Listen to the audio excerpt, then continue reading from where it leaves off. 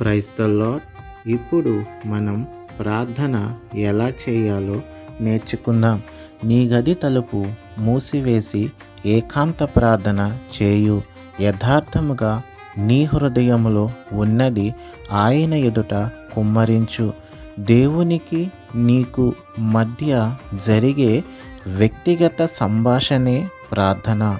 వ్యర్థమైన మాటలు, నీవు నేర్చుకున్న చిలుక పలుకులు వల్లించవద్దు. మనకు ఏమి కావాలో ఆయనకు తెలుసు. అయినా ఆయన మనలను అడగమంటున్నాడు గనుక మనం అడగాలి. ఎలా అడుగుతున్నామో కూడా ఆయన గమనిస్తున్నాడు. జాగ్రత్త, ఇతరులు చేసినట్లుగా నీవు చెయ్యాలని ఆశపడవద్దు. వారు నేర్చుకున్న ప్రార్థన వారు చేస్తున్నారు.